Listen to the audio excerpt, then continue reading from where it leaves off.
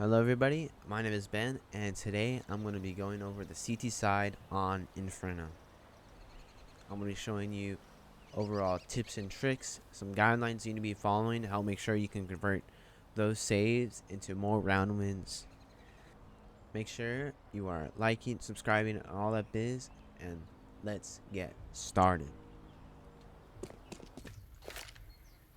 The first side of the map that I want to be going over is Banana. Banana is arguably the most important side of this map. It is the most contested. So much utility gets thrown here, and this is where a lot of the utility from the B players can get drained easily. Some tips and tricks that I have to help you win more rounds on this side of the map is to coordinate with your second B player. The other players coming banana with you, what utility you're using. That way, it's a lot more easier so that you aren't wasting nades or anything, and you can much easily push the terrorists out of this side of the map so that you can take it for yourselves. The first thing that I have to show you is that with the terrorists throwing this top car Molotov, the two Molotovs, as there's two B players who usually come here almost every round. The two Molotovs that you can be throwing on gun rounds is some Molotov that comes close to the room right here, and another Molotov that comes close to half wall right here. This will leave very little room for the T's to hide in, so simply put, throwing some nades into logs or into this room area right here will do tons of utility damage to any T's still waiting in here to take control of banana. An easy way to flush them out is to simply just smoke top bottom of banana. Force them to take a 1v1 with you, and if you know that they have no health, you can easily win any fight with any terrorists that are waiting right here. Now that you have control of banana, here's what you can do with it. There's two setups that I would like to point out that are probably the most important to slowing down the terrorists and burning through their utility. The first setup is just a solo banana setup where you allow for 4 people to rotate over to the A site. You can have a rifler here just jumping over the half wall like this, jump spotting for any terrorists that are coming out trying to retake banana control. Or you can have an opper set up on car in this setup as well. Second setup is that you can have an opper set up right here, but instead what's different is that you can have a rifler set up over in this broom area, or if he's feeling really frisky in the slogs area, though I do recommend staying in broom a lot more, as you're a lot closer to the terrorists when your opper takes contact if the T's do come back to banana.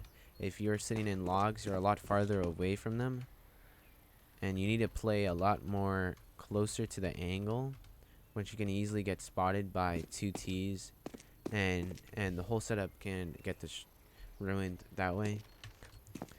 Now, third thing I want to go over is what do you do at the start of a round when you decide you don't want to take banana control. Maybe you showed some predators, maybe you just threw a nade and fell back and ran to the beam bomb site. What can you be doing? Your A players are playing passive. You both can't be playing passive and allow for the terrorists to just run you down and just trade out into the site and force the other players on the other bomb site to just save every round. What can you be doing on the B bomb site to help fix that is some re-aggression with a coffin flash. This is a 2-man setup, but it's very easy. If one player just needs to know this flash, you just look at the end of this antenna, simple left click throw, and you get a nice pop flash, albeit there are better flashes, and there are better flashes that pop more effectively. Well, I just like this one because it pops right in front of the player who's playing anti-flash. When that flash gets thrown, they're popping heads, hitting highlights right here. Now, with that in mind on the banana, what happens when you know there's a B execute coming in, but you can't like re-aggress or anything, but you have the information and you're just playing passive on site? Well, you don't want to be sitting here. You want to set up some setups with your second B player, or maybe you have a third player coming in here as well. So what you could be doing is there's some great positions you can play on top of the wall right here. You You're gonna have a player playing like anti-flash right here, or even in this divot right here if he's got an SMG. But a really good setup is setting up crossfires. Crossfires on this map are very, very important. You have a player just having a smoke out that he didn't use on the banana, and he could just jiggle this, albeit not very good jiggles. And when he sees somebody, he could just throw that smoke to delay time for a rotate or something. Though you want to hold on to your smokes past the 1 minute mark in a round. Minutes are 2 minutes long, and there's only 2 players here. So we've got 18 seconds to smoke. That's only about 40 seconds. You're not going to be able to smoke off banana the entire round. You want to hold on to those smokes as long as possible. So if there's just one player lurking out here, don't get baited by his lurk. If you know that there's an execute coming in and you see the players here, go ahead, just smoke it off. But don't get baited by a single lurk player, as these smokes are very crucial. Anyways, back to what I was saying. Crossfires are very important. You have a player set up here, a player set up here. There's a flash you can use by looking at the bottom of the screen. Very good pop flash. Just turn away for it, and easy kills as they're running through that smoke. Another thing you can do is you can set up other gimmick plays, like one player boosts a player on top of here, and a player just hides in the box. A lot of players that are feeling a lot more frisky, especially if your CT side has low numbers. Let's say there's only like 4 of you alive or 3 of you alive. You know, you can have this double and triple box setup where one person gets boosted up. And if this player dies, which he usually should be, and if he drops off behind you, make sure that same player takes contact or he swings out or something, and he just like dies. You don't want a Molotov if you don't have a smoke or anything coming towards this triple area. Make sure that that player is swinging out so that they're more unlikely to check this triple position. There are other setups you can set up where you can just have an upper towards coffin, or maybe an upper towards this dark area. That's also very good spots. There are some spots that are used not as commonly, is behind the fountain area, though you're very exposed to flashes, as well as this pillar area, and you are very exposed. Really, you better be hitting your shots if you're playing either of these positions to justify it, really.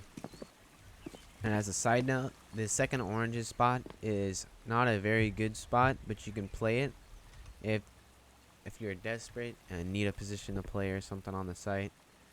Though keep in mind, if the T's they cross over to pool, that's an instant headshot right there. They're gonna wallbang you. That's gonna go right through your head.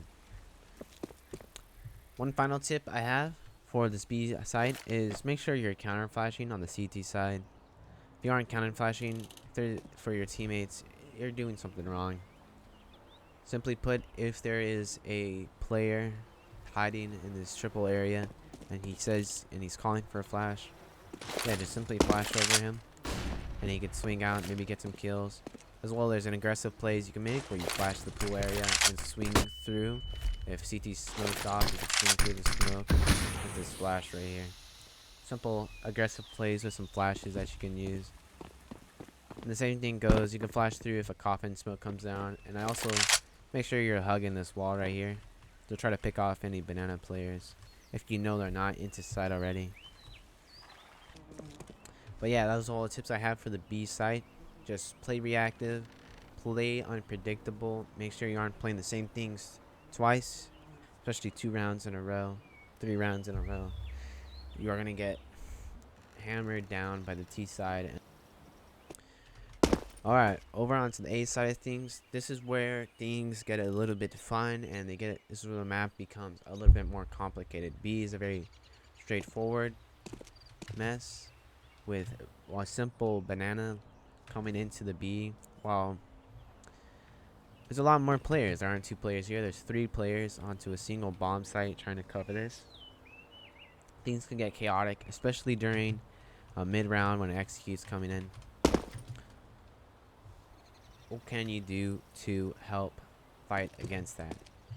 Well, there's a lot of room for setups, especially crossfires, and there's a lot of room for re-aggression and playing passive. You can have one player playing aggressive into apartments. Maybe he's got an SMG inside of halls, and you have players playing passive on lane and a player playing passive on this arch side with an op or something. There's a lot of room for setups here. But a big thing is that you can also re-aggro on this side of the map for information onto what bomb site the T's are going to go to. This is simply, maybe you could just toss a simple flash or something, have a rifler and maybe a second opper falling behind. Maybe this opper is posted up on this top middle area, and this second rifler is clearing the rest of the mid. You can even push even further deep if you are feeling a bit more adventurous, even clearing out all of middle. And if you don't see any terrorists, this is a very, very big advantage for you, as you have all the information that the terrorists are going to be at their in banana. Besides a lot of room for CT setups and re-aggression, there is a lot you can do, especially at the beginning of a round, and stuff for how you use your grenades and molotovs. The apartments player, he can easily simply throw a molotov. I know some of the best apartment players try to like to molotov off this apartments area, and some operators even get aggressive on it as they push behind this molotov and they hold this down, as the T's are gonna peek out, not expecting a CT gonna be there, as they think this whole thing is smelling off. As well as you get a second CT involved, a rifler involved, and he's holding down this side of the area on the map, so that if the T try to get sneaky and walk up here, they're gonna run into a CT pushed up all the way here, and you can easily get frags, though you're very, very open to spams. Spams easily go right through these walls. All of these walls are made out of paper, so this is a very once and a half, twice and a half play. You shouldn't be doing it often, but risk does lead to high rewards. And a second note, and the final thing I have to say about apartments, is that re-aggression during the middle of an execute can win you rounds. I'm telling you, as a halls player, during an execute, if you are confident that the majority of players are going to be coming towards lane or arch, not apartments, if you have an SMG or even a rifle, really, if you believe that there is only one player here, then you can, during the middle of an execute from the T's, you can push into this halls, and now all of a sudden you've got this much better angle onto the players that are coming in towards lane and arch. Not only that, it's very hard to flush you out if you're in this halls position than if you were into this pit. A single Molotov and you're done for. While for this apartments player, you're pretty much golden, as your CT side, your CT players, other CT players can help cover you off from there. So you're only worried about this side of the apartment, but it is very, very difficult, and T's are just wasting time during the middle and execute to run back all the way through boiler just to kill a single CT player. And so that simple play on apartments can burn time, burn through utility during the middle of an execute. Now, what about some of the other players? There's two other players on this A bomb site that I haven't talked about. What can this arch player do? Well, as I mentioned before, with arch, it's very simple. There's two things that I see as most commonly works really great, is that if you get an opper posted up here, very passive, and he can just simply peek out, maybe a flash from the lane player, arch player, simply over top of these roofs. An opper player can just swing out, get some frags, get some information.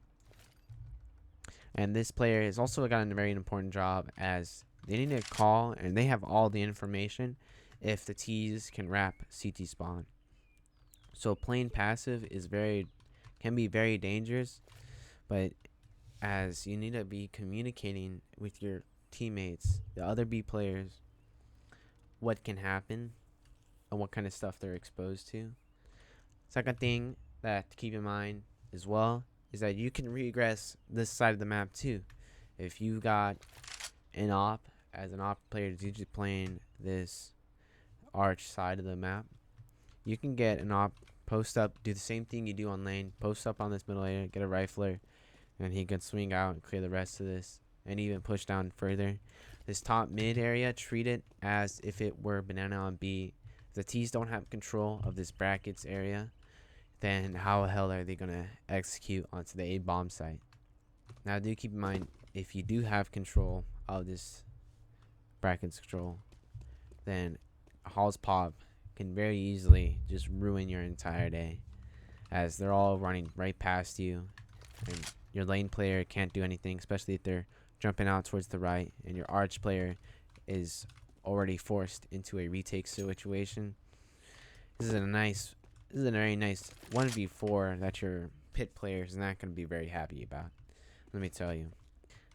Now about the lane player a little bit more. There are some setups that you can be playing with the pit player instead. Is that you can have the pit player, instead of pushing into apartments or playing pit, he can play on this on balk play. So he can play this on balk, this spot, and he can set up this very nice crossfire with the lane player, the player on site. This player can be playing here, maybe this headshot angle with an op, or maybe even playing further back from right here. And what this does, it creates a very nice crossfire. Maybe the Halls player takes contact first, and he gets a kill on this when the second terrorist player is trying to swing to kill the Halls player. Your side player has got a very nice easy frag onto the second player, and these kinds of setups, these little details, can help win rounds on Inferno CT side. And that right there is really all I have for you today. It's very simple, very quick. Just a simple guidelines on Inferno that I'm going to go over. Make sure you are communicating with the other players on your side of the map, as well as the players on each site, so that you are all caught up with all the information across the whole map. Not only that, communicate within your own bomb site with the other players, set up crossfires, setups, all this regression. Call for this. CT side is very reactionary. It can be very difficult, and you are going to be saving. You're going to be retaking a lot of the time. It is very difficult to play on, especially with this economy and Counter-Strike that we have currently. It can be very difficult, but you got to keep a good mindset and just keep going round by round. But with that out of the way, I have no more words for you.